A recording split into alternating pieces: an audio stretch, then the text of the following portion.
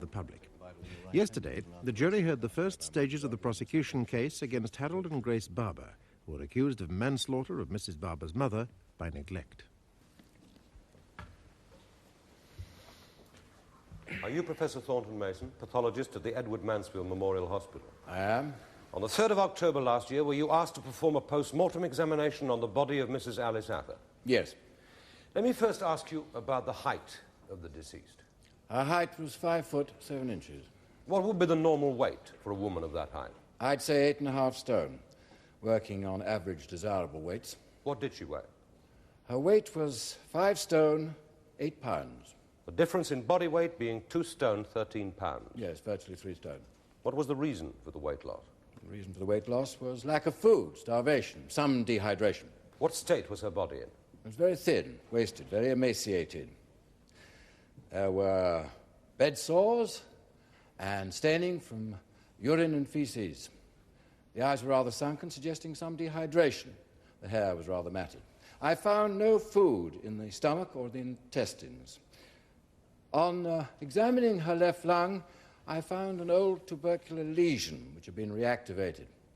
The deceased must have had tuberculosis as a younger woman and recovered from it. When you say reactivated, what do you mean? It had become infected with tubercle bacilli. These had spread up to the brain and infected the meninges, the membranes which surround the brain. The meninges were inflamed. The disease is called tuberculous meningitis. I'd say she'd had it for about 3 weeks. What did you conclude was the cause of death? I concluded that death was due to tuberculous meningitis. Not to starvation? Well, proving death by starvation is really a matter of excluding positive evidence of death from other causes. Can you say for how long she'd been starved of food? No, I'm afraid I can't. I examined the bowel and found no food particles, none whatsoever. This only led me to the conclusion that she had not eaten recently, within days of death. However, due to the state of extreme emaciation, I'd say some weeks. I can't be exact. Is tuberculous meningitis a wasting disease? In an untreated case, there would be a loss of appetite, difficulty in swallowing, to the extent the victim would waste, yes, simply because of not eating.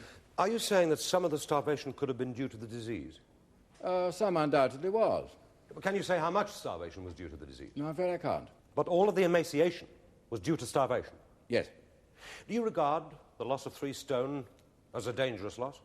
In Mrs. Atha's case, yes. When you first saw her body, was it apparent to you that she was dangerously underweight? It was apparent to me that she was dead. I'm sorry. Was it apparent to you that just prior to death she would have looked dangerously underweight? Yes. And let me return to the tubercular lesion in the lung. What, in your opinion, was the cause of it being reactivated? In my opinion, it was because she was in an enfeebled state. When the body is run down, the immunity defenses obviously collapse. If she was in a starved state, would that reactivate the tuberculosis? Yes. And would that lead to the tuberculosis spreading to the meninges? Eventually, yes.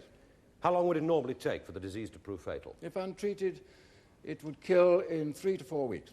And so you maintain it killed Mrs. Atha in 3? Well, about 3. Maybe a few days longer. I can't be exact. What are the clinical features of tuberculous meningitis? In the early stages, there'd be a general loss of appetite, general malaise, mild headaches. The person would feel drowsy, be confused, perhaps irritable. In the later stages, the headache would become more severe. There'd be a stiffening of the neck, increasing confusion, tremulousness, loss of muscle control, difficulty in swallowing, double vision, perhaps with the eye showing a squint, cranial neck palsies, and finally a paralysis of an arm or leg, followed by a coma. Is it a disease one could ignore? I would say not. And in the final stages, I'd expect the breathing to be very erratic, stertorous. Thank you, Professor Mason. Professor Mason, you say that Mrs. Atha weighed 2 stone, 13 pounds less than the desirable weight for a woman of her height and build. Yes. Yes, you see, I don't want the jury to be confused. You're not saying that Mrs. Atha actually lost nearly 3 stones in weight. You're simply stating that she was 2 stones, 13 pounds less than she should have been if she was healthy. That's right. Yes. Obviously, I have no way of telling how much she weighed before. No, obviously. No. What actually happens when one stops eating? The metabolism... Well, it's rather a complicated process. The fat becomes the major fuel of the body. The body, in fact, actually begins eating its own fat.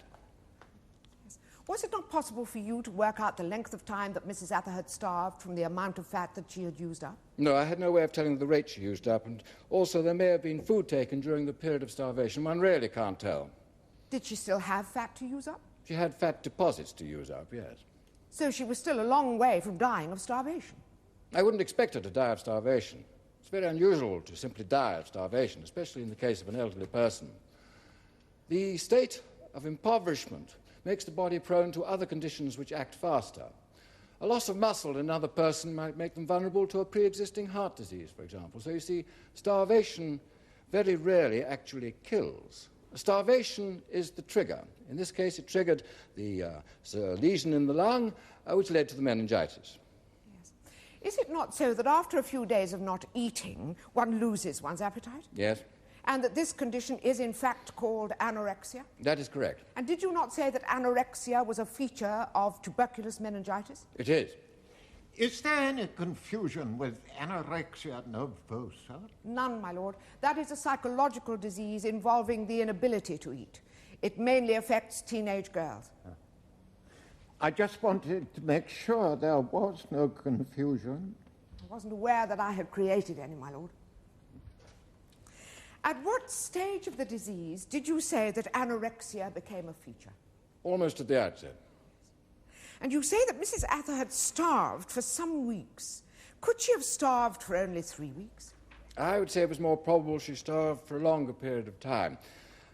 3 stone in weight is a lot to lose in 3 weeks. But could she have lost it in 3 weeks? If starvation in that 3-week period was acute, if no food was taken at all? Well, it depends on so many things. Diet beforehand, amount of fat, metabolic rate. It would depend a lot on how much water was drunk during the period. Why is that? Well, the body fluid accounts for a very high proportion of the weight loss. If very little water was drunk during the period of starvation, the weight loss would be far greater than if a lot of water was drunk. But did you not say that Mrs. Atha was dehydrated? There was some dehydration, yes. Can you say how much? No, I'm afraid I can't. Just a lack of body fluid. Are you saying, then, that if Mrs. Atha drank very little during the starvation period, she could have lost 3 stones in 3 weeks? It would still be unlikely. But possible. It's possible. I can't be categoric. Now, 3 weeks is also the time that you said she had the disease tuberculous meningitis. Yes? If anorexia is an initial feature of that disease, I suggest she could have lost all 3 stones during the disease. But I already said it was because she was in an impoverished state that the lesion in the lung was reactivated. No, you already said that it was because she was in a starved state that the lesion in the lung was reactivated. I don't know what state Mrs. Atha was in when the lesion was reactivated. Then why did you say that starvation led to it? I did only say the starvation was a possibility. No, with respect, you said starvation is the trigger. In this case, it triggered the tubercular lesion in the lung. Starvation is a possibility. I made that clear earlier. You see, you said it's a bit of a medical puzzle here. We've been led to believe that because Mrs. Atha was starved, the lesion in the lung was reactivated and the disease spread. Yet an early feature of that disease is loss of appetite, which in itself would lead to starvation and emaciation. I think there was some deprivation of food, some deficiency of diet, enough to impoverish the body prior to the reactivation of the lesion. Then, considerable starvation as a consequence of the disease. But the total amount of weight loss can be totally accounted for by the disease. It is only a possibility. Yes. At the moment, we do not know which came first, the disease or the starvation. It's rather like the chicken and the egg. I wouldn't put it quite so simply. Might a mere deficiency of diet have weakened the body enough to allow the lesion to reactivate? Might have. We are a long way from starvation. Could the lesion in the lung have reactivated some time before the disease spread to the meninges? It could have. Some months before? Possibly. Would there necessarily be chest symptoms, coughing? Not necessarily. Even though the lesion had reactivated, it could lie quietly without giving any chest symptoms. So one would not know about it until the disease had spread?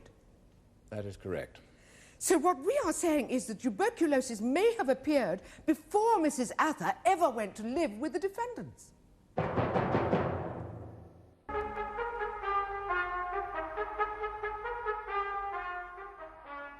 You say that the early symptoms of tuberculous meningitis are mild headaches, general malaise, drowsiness, confusion, irritability. Yes. Would they be strong enough feature to cause alarm, or might they not be dismissed as the normal pattern of growing old? In an otherwise healthy person, there would be a strong enough feature to cause alarm.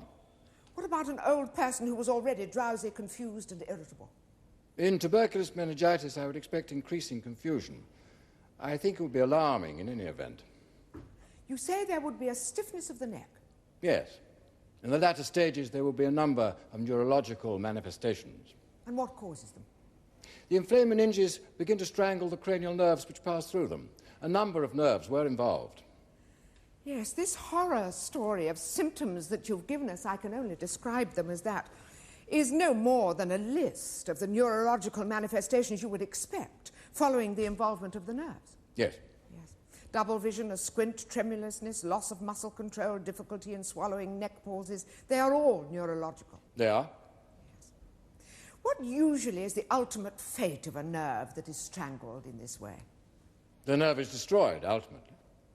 Were any of the nerves destroyed? No, but many were involved. Involved in being strangled, but not destroyed? That is so. Was the spinal cord involved? The inflammation had involved it, yes. But was it damaged to the extent that you can definitely say Mrs. Atha would have experienced paralysis of an arm or a leg? I cannot definitely say, but I think some paralysis was very likely. Is it not so that when a nerve is damaged but not destroyed, it is very difficult to assess the extent of that damage unless the patient is alive to testify? Yes. So we do not know for certain, therefore, to what extent Mrs. Atha demonstrated those manifestations. They are the clinical features of the disease. The clinical features of the later stages of the disease, am I right? Yes. Finally, you say that it would lead to coma and difficulty in breathing. Now, breathing in coma would be light, wouldn't it? The difficulty would still be noticeable. Perhaps not so if that coma were mistaken for sleep. Well, she would look extremely ill. One could not possibly wake her up. No, I cannot say it will be mistaken for sleep. Provided one attempted to wake her up. Thank you, Professor Mason. Professor, given the condition of Mrs. Atha, the muscle wastage, the emaciation, the extent of the disease, can you give us some indication as to what period of time before death she would have been incapable of walking on her own? It would be an opinion. I think it would be of some value. I don't imagine she will be able to walk unaided during the last 2 weeks of her life. She would have been totally bedridden? Totally. Thank you, Professor Mason. That, my lord, concludes the case for the prosecution. Is your name Grace Barber? It is. And with your husband, Harold, do you both own and live at the New Inn, High Street, Lambsford? We do. For how long have you resided at the New Inn? Since the 24th of May last year. What had you been doing for some years before that? Well, Harry and me, we've been working as relief tenants for 4 years. You know, just moving from pub to pub. And before that, we were the tenants of the Bell in Fulchester. And during this period of moving about, were you ever in contact with your sister, Mrs. Shepherd, as regards your mother's welfare? Yes. Rebecca used to ring me up, say it was time we took our share of looking after Mum. But we couldn't because we were moving around so much. Now, on the 3rd of July last year, what happened? Well, Rebecca brought Mum round to us, without any warning. She said she'd had enough of looking after her and it was our turn. Well, I was furious with her. I mean, just dumping Mum on us like that without any warning. And she looked so thin, almost, well, skinny. When was the last time you had seen her? When Dad died, 2 years before. And would you say that there was a great difference in her appearance? Oh, I'll say. She looked as though she hadn't been fed. Was she able to walk on her own? Well, with a stick. Did your sister, Mrs. Shepherd, say anything about your mother's medication? No, she didn't. Did she tell you that your mother had been regularly attended to by a doctor because of her arthritis? No. And did she leave any medication with you? No, she didn't. After she left, what transpired between yourself, your husband, and your mother, Mrs. Atha?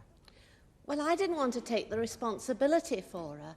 But Harry, he talked me round. He said, well, now we owned our own place, we owed her something. So we gave her a bedroom upstairs at the back of the inn. Yes. And was there a toilet and bathroom on the upstairs floor? Yes, next door to her room. Did your mother say why she had difficulty in walking? Yes, she said she had a lot of pain in her knees and in her ankles. Did she describe what sort of pain? She said it was an arthritic pain. Now, did she tell you that she had been seeing a doctor? Oh, yes. But she said he hadn't done her any good. And did she say anything else as regards the doctor? Yes. She said she hadn't liked him because he'd spoken about putting her in a home. Did you have a GP of your own at this time? Well, no, because we'd only just moved into the village and we hadn't needed one. And did you consider fetching a doctor to your mother? Well, no. I mean, it didn't seem necessary. And anyway, she said she didn't trust doctors, and I was able to relieve the pain. How were you able to do that? Well, I used heat treatment. I've got a sunray lamp, and it's got an infrared setting, and I used to use that on her legs. How often? Oh, well, every day for about half an hour. And then I also put hot water bottles against her joints. And how did that help your mother? Well, she said it helped to relieve the pain a lot. Did she stay in bed much? Well, she stayed in bed all the time, except to go to the toilet. She never came downstairs? Never. Was she able to come downstairs on her own? Oh, yes, she was perfectly able. She just didn't want to. Did you ever encourage her to come downstairs? Yes. But there was only the bar, you see, and she never did approve of drinking. Yes, now let me ask you about the drinking. Did your mother have water in her room? Well, we supplied her with a jug and a glass. And did she drink a lot of water? No, very little. How often did you have to refill that jug? Well, I changed the water in it every day, even though she'd hardly touched it. What was your mother's mood after she came to live with you? She was very depressed. Did she talk about your sister at all? Yeah. She said she never wanted to see Rebecca again after the way she'd treated her. Did your mother have any interests? Did she read at all? No, she didn't read. Did she have a television in her room? No. And what about a radio? Well, we offered her one, but she said she didn't want one. So what did she do all day? Well, nothing. She'd just lay there. And it was around this time that she expressed a disinterest in leaving her room except to go to the toilet? Yes. Was she capable of washing herself? Oh, she was perfectly capable, but she got very lazy about it. When she refused to get up to wash, I always made sure she had a bed bath all over. Which you gave her? Oh, yes. What were the arrangements for feeding her? Well, she wouldn't have much for breakfast, just a cup of tea and a piece of toast. And then, well, we started off by giving her 2 meals a day, but she just wasn't eating. So we made it 1 at lunchtime. And we thought that, well, as she was lying in bed all day doing nothing, she didn't really need 2 meals a day.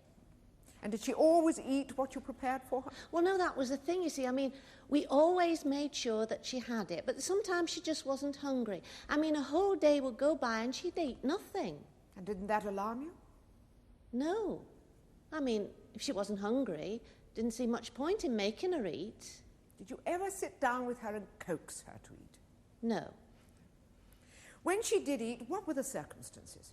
Well, one of us used to take it up to her, leave it with her, and then she'd eat it on her own. Could you be sure that she ate it?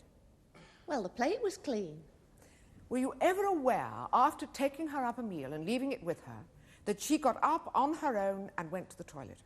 Well, I've no idea. I mean, you can't hear a thing what's going on upstairs when you're downstairs in the bar. Did your mother ever complain about the food that you gave her? Oh, yes, she was always complaining. Would you describe her as irritable? Yes, very. How did this affect the relationship between your husband and your mother? Well, it became very bad. I mean, I said really that she'd have to go into a home. And did you take any action as regards finding a home for her? Well, no, because I didn't really know how to go about it. Around this time, were you yourself seeing Dr. Little, the GP in the village? Yes, I had to go into hospital to have an operation. Can you tell us the nature of that operation? Hysterectomy. What day was fixed for you to go into hospital? 25th of September.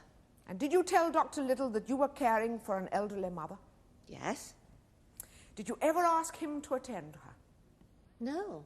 I didn't think it was necessary, and I didn't want to waste his time. And I mean, Mum didn't seem ill. She just seemed old and bad-tempered. And were you continuing with the heat treatment at this time? Well, I was still using the hot water bottles, but I'd stopped using the lamp. Did she complain of pain? No. Was she ill-looking? No, well, she looked thin, but then she always looked thin. How was she eating by this time? Well, much the same as before, really. I mean, sometimes she wouldn't eat, and sometimes you'd take up her food, and then you go and pick the plate up, and it was usually clean. Did she complain of anything else? Yeah, she did start to complain about having headaches, and I used to give her Disprin for those. Now, when did she start having those headaches? About 2 weeks before I went into hospital. Did you have any idea that your mother might be ill, seriously ill? None at all. Immediately prior to your going into hospital on the 25th of September, was your mother still capable of getting out of bed on her own? Well, she could get out of bed on her own, but she had to be helped to the toilet. She was weaker. Well, we thought it was because she just lay in bed all day. And on the 25th of September, you went into hospital. Are you fully recovered from that operation? Yes, thank you. How often did Mr. Barber visit you in hospital? Oh, twice a day, mornings and afternoons. And was your mother discussed? Yes, he used to tell me how she was. Did he seem alarmed by her state of health? No. I think he was more worried about me. And on the 1st of October, did you hear that your mother had died? Yes. Harry rang me up to tell me. Thank you, Mrs. Barber. Mrs. Barber, you had not seen your mother for 2 years. Is that right? Yes, that's right. Why was that? Well, there was never any time. What about Christmas, birthdays? Did you never try to see her? Well, no, because we were always in some different pub. I suggest you could not be bothered with your mother. I suggest you were content to let your sister take all the responsibility. I was content to, yes, because she had her, we didn't, and it was impossible for us to. On the 3rd of July, Mrs. Atha was brought to you by your sister, who said she'd had enough of looking after her. Yes, that's right. And you stated that Mrs. Shepherd said nothing about your mother having been on medication or having seen a doctor because of arthritis. Yes. Have you heard Mrs. Shepherd give evidence under oath? Oh, yes, I heard her. Mrs. Shepherd has stated that she informed you of both these facts. Well, she's a bloody liar. Did she leave a bottle of pills? No! You already know what a bloody liar she is. Would you mind your language, It was her please? that starved her, not us. She's already lied about that. Why shouldn't she lie about everything else? Mrs. Barber, I can't allow you to shout. She's always been a liar. I always took the blame for everything she did, always.